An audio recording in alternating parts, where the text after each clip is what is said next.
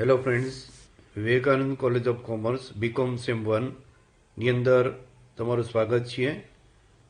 હું વાટેડ નીતિન તમારો subject English ના વિશે હું થોડીક માહિતી આપું છું અને પહેલાં થોડી જનરલ ઇન્ફોર્મેશન એ તમને કે તમારા સબ્જેક્ટ વિશે શેર કરવા ઈચ્છું છું.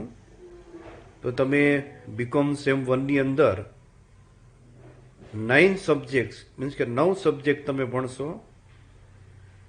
તેમાં 5 કોર સબ્જેક્ટ્સ, એક કોર ઇલેક્ટિવ, એક subject elective,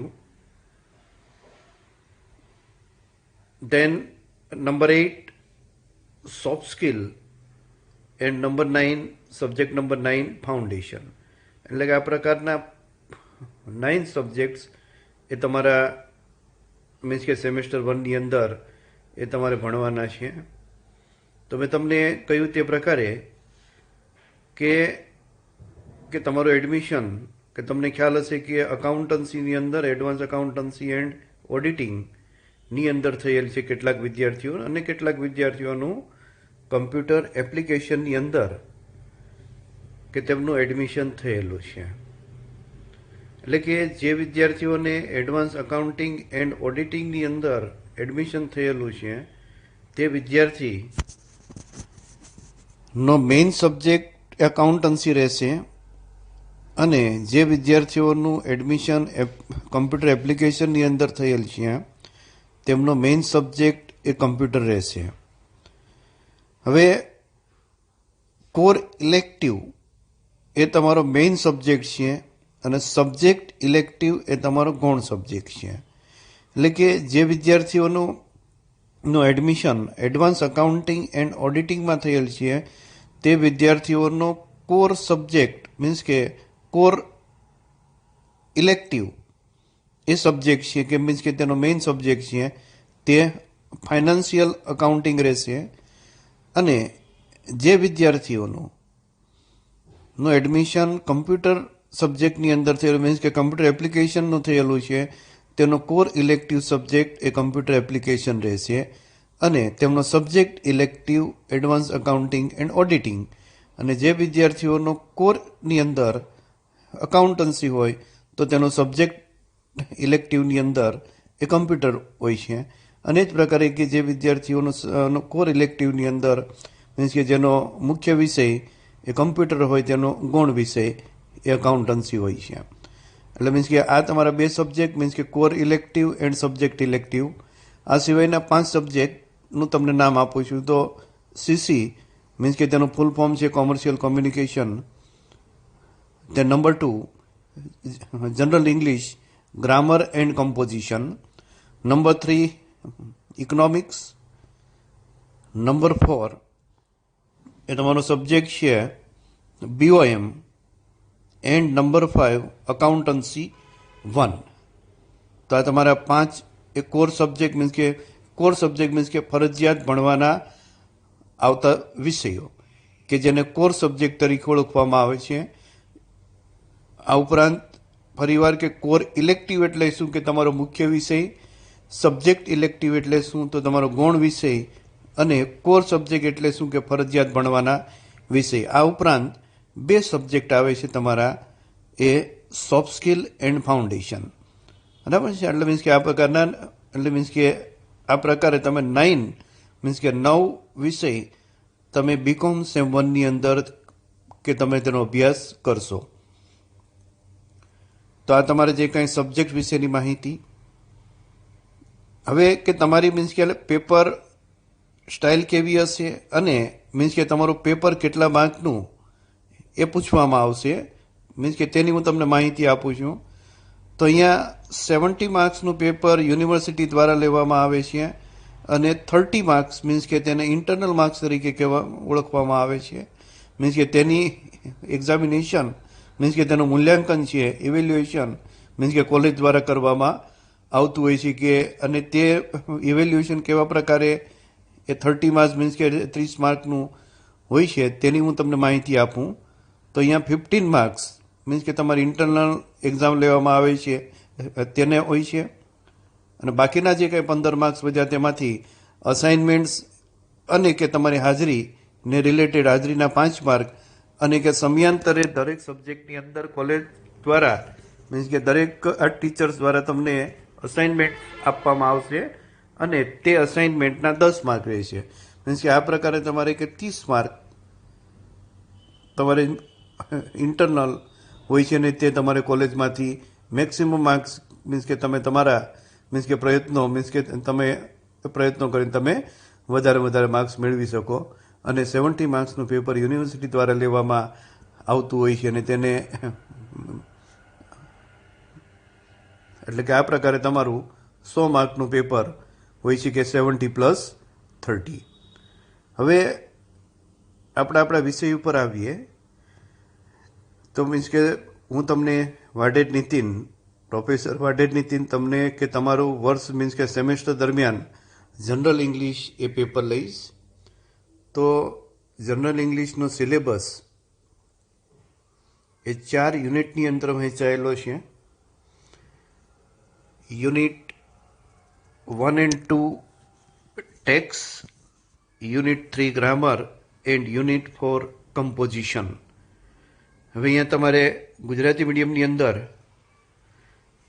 in BCom sem 1 Gujarati મીડિયમની અંદર બ્યુટીફુલ માઇન્ડ્સ નામની એક ટેક્સ આવે છે અને આ ટેક્સમાંથી યુનિટ 1ની અંદર 3 પ્રોઝ એન્ડ યુનિટ 2ની અંદર 3 પોએમ્સ એ તમારે ભણવાની છે.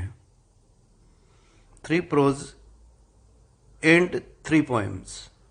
પ્રોઝ મીન્સ કે લેસન્સ અને કે પોએમ મીન્સ કે કવિતાઓ.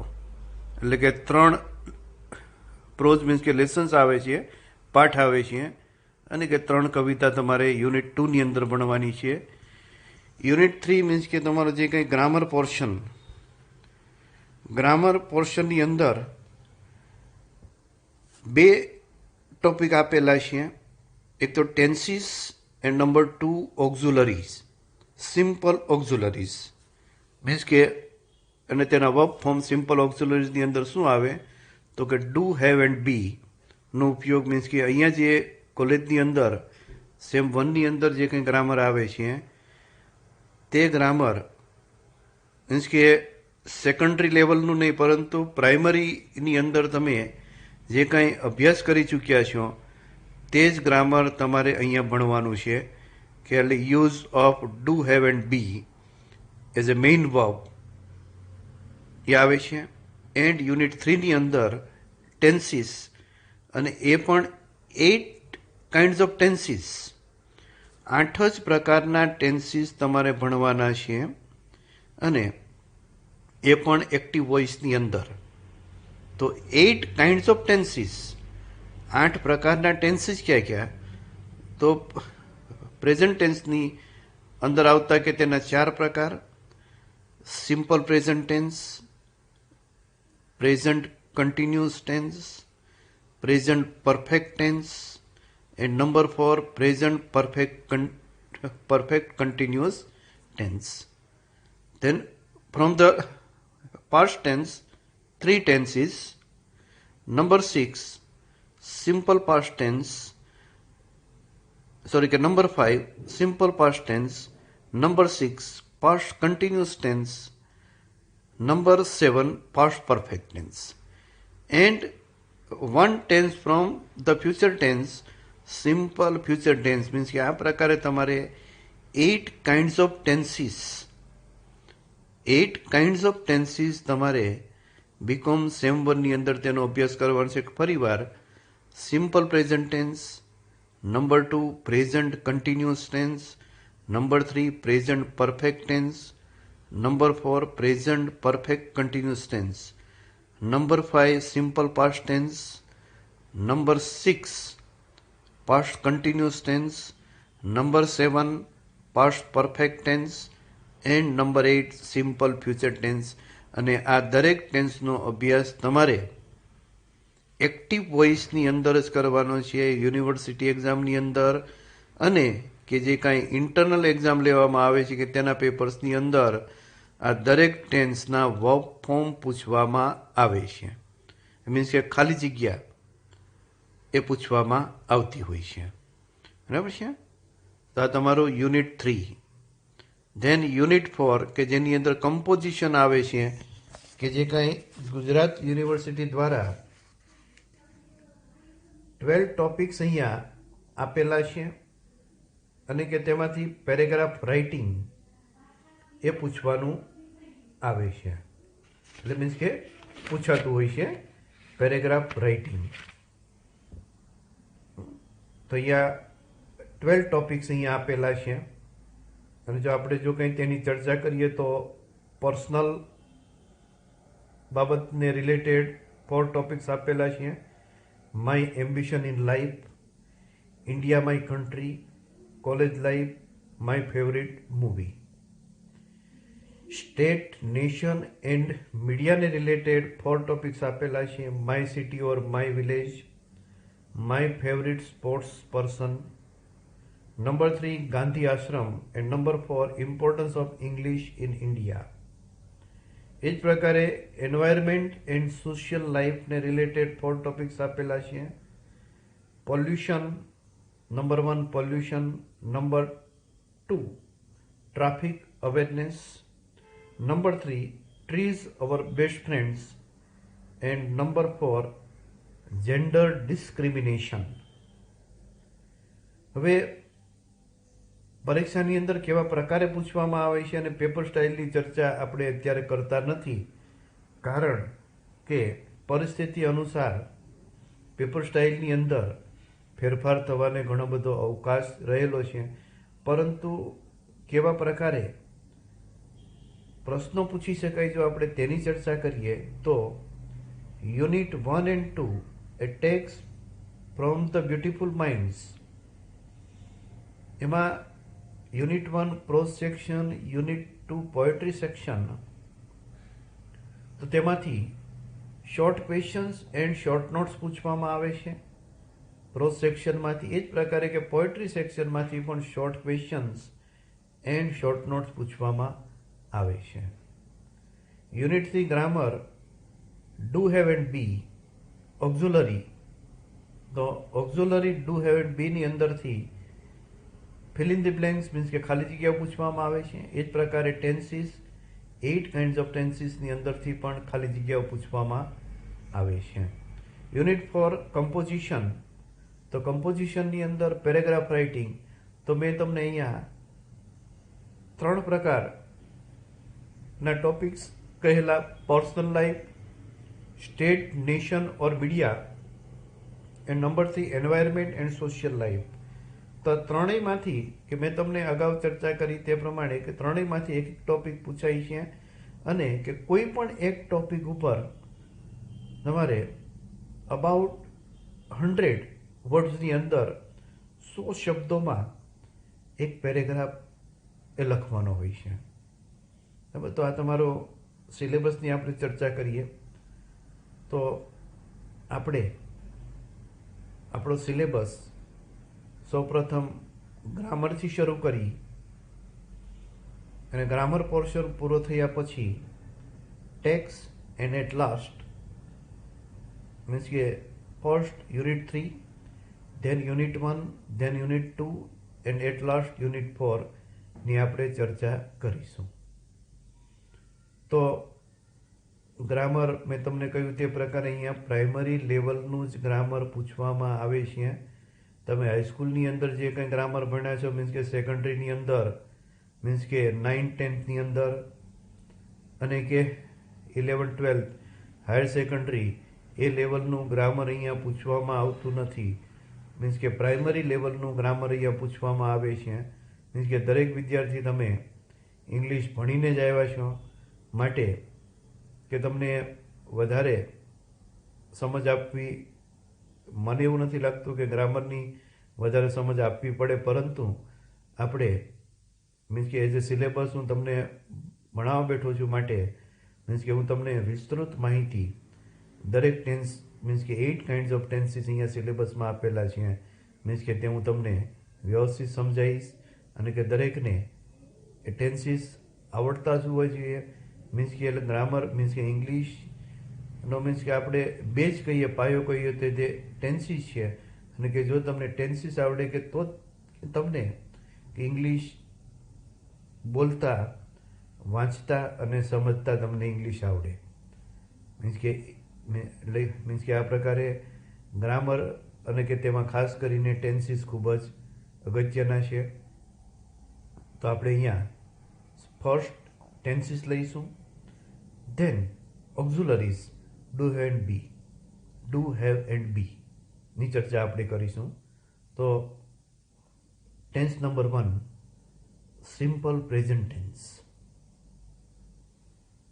કે જેને આપણે ગુજરાતીમાં સાદો વર્તમાન કાળ તરીકે ઓળખીએ છીએ.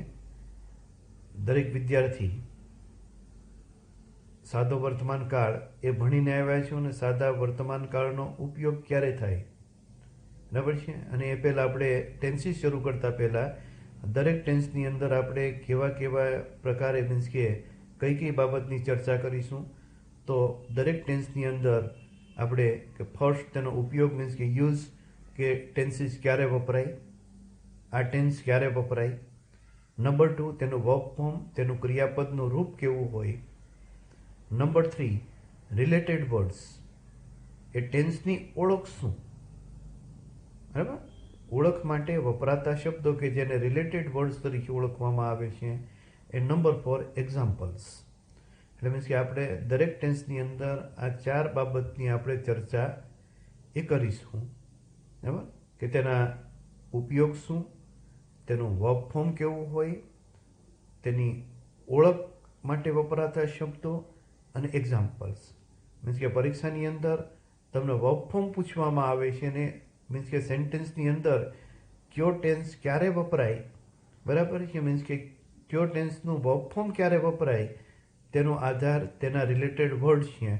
મીન્સ કે તેના શબ્દો ઉપરથી આપણે વર્બ નક્કી કરવાનું છે કે આ ટેન્સ કયા કાળનું હોઈ શકે.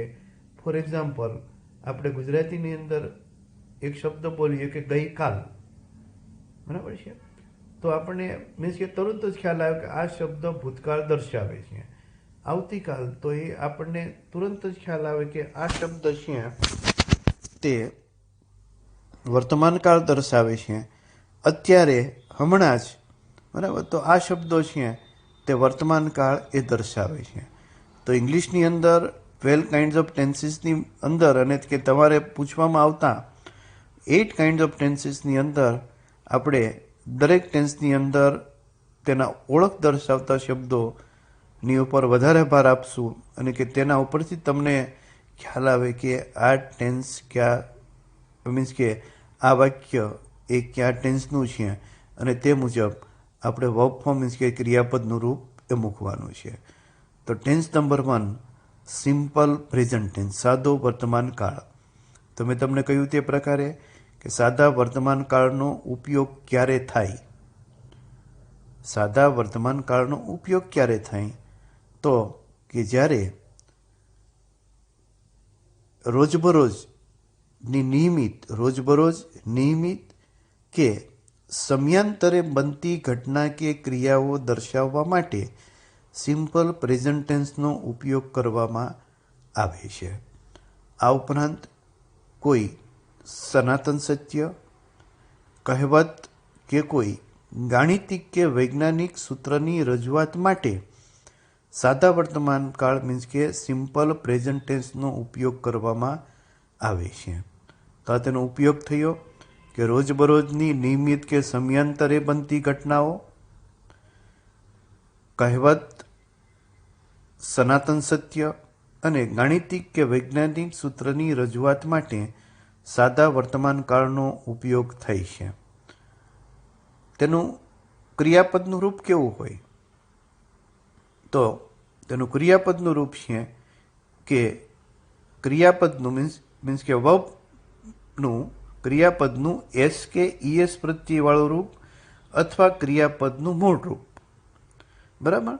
તો અહીંયા 2 પ્રકારના ક્રિયાપદ વાપરવામાં આવે છે. એક તો ક્રિયાપદનું મૂળ રૂપ, અથવા ક્રિયાપદનું એસ કે ઈએસ પ્રત્યેવાળું રૂપ.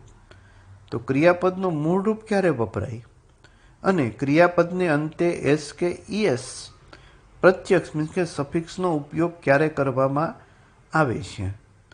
તો ક્રિયાપદનું મૂળરૂપ અને ક્રિયાપદને અંતે લગાવવામાં આવતા એસ કે ઈએસ પ્રત્યયનો સંબંધ વાક્યના કર્તા સાથે છે.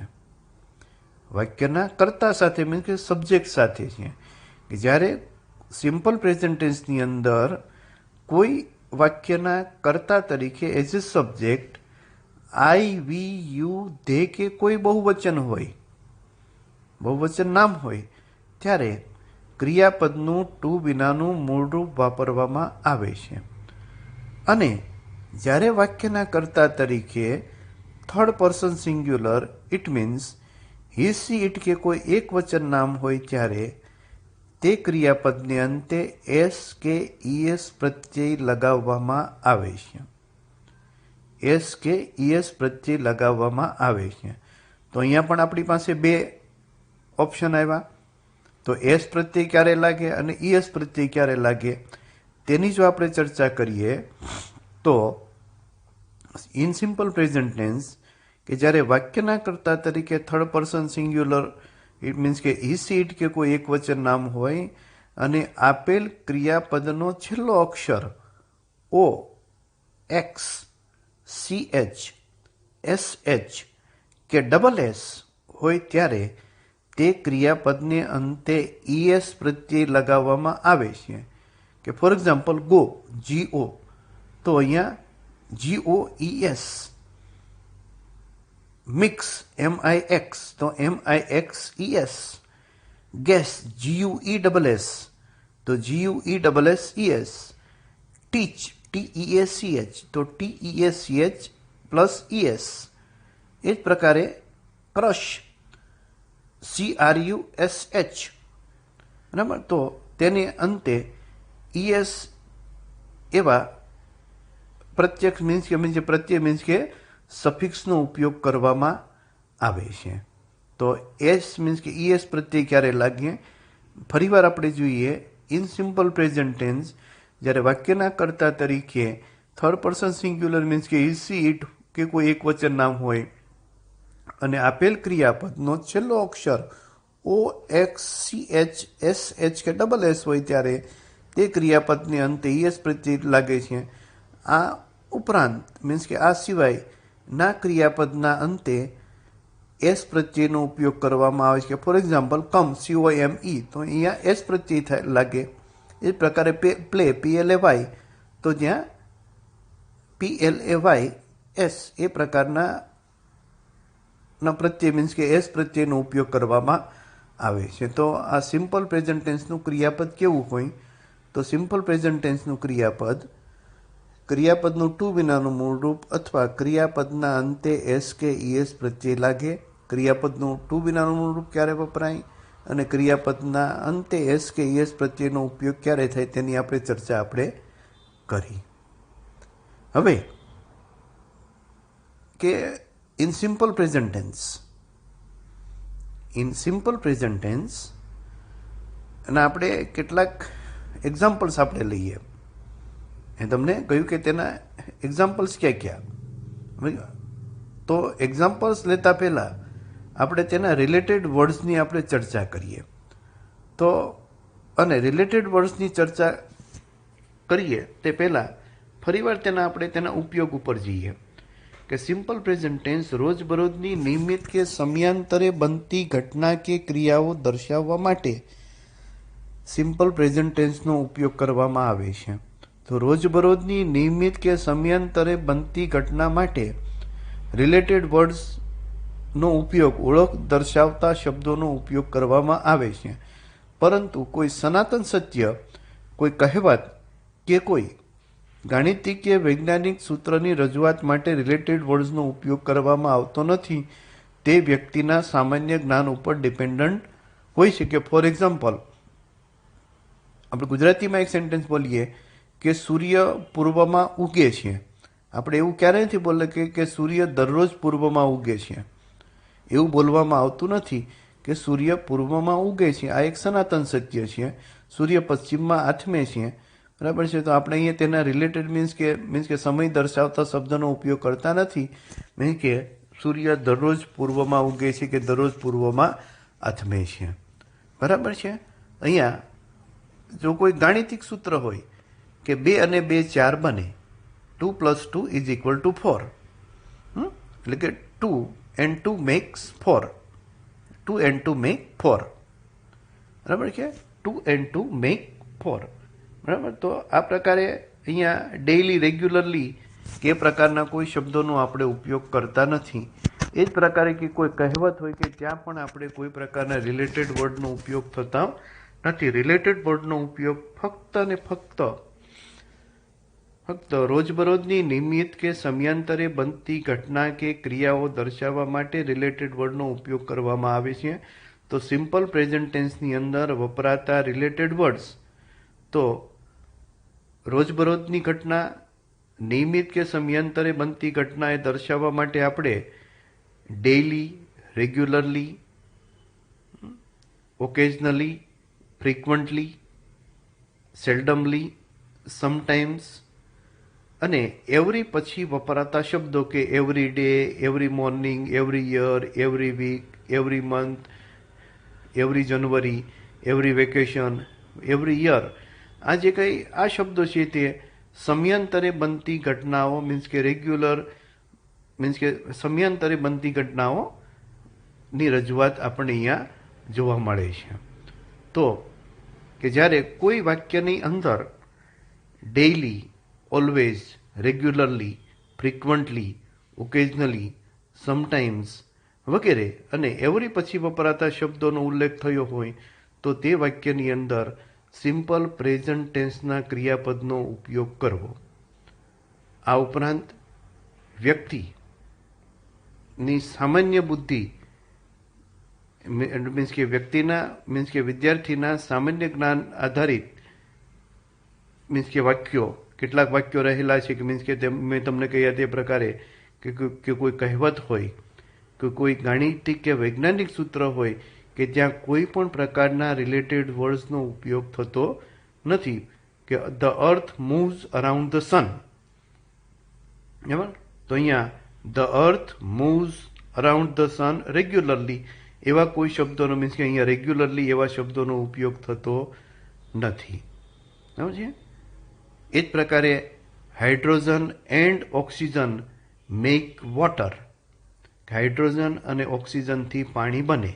અહીંયા આપણે ડેઇલી, રેગ્યુલરલી, બરાબર છે, મીન્સ કે એવરી ડે કે એવા કોઈ પ્રકારના શબ્દોનો ઉપયોગ કરતા નથી. તો આ પ્રકારે આ સિમ્પલ પ્રેઝન્ટ ટેન્સ, તો સિમ્પલ પ્રેઝન્ટ ટેન્સનો ઉપયોગ ક્યારે થાય, બરાબર. તો સિમ્પલ પ્રેઝન્ટ ટેન્સનું ક્રિયાપદ કેવું હોય, બરાબર છે. સિમ્પલ પ્રેઝન્ટ ટેન્સ દર્શાવતા શબ્દો કયા કયા વાક્યની અંદર કે તેનો ઉપયોગ કરવામાં આવે છે અને તેના એક્ઝામ્પલ્સની આપણે ચર્ચા કરી. તો આ પ્રકારે આપણે નેક્સ્ટ લેક્ચરની અંદર, લેક્ચર નંબર 2ની અંદર આગળના ટેન્સની આપણે ચર્ચા કરશું. અને એ ટેન્સની ચર્ચા કરતાં પહેલાં આપણે ફરીવાર સિમ્પલ પ્રેઝન્ટ ટેન્સ વિશે થોડીક માહિતી મેળવી અને કે તેના આપણે કેટલાક વધારાના એક્ઝામ્પલ્સ આપણે પણ લઈશું. Thank you.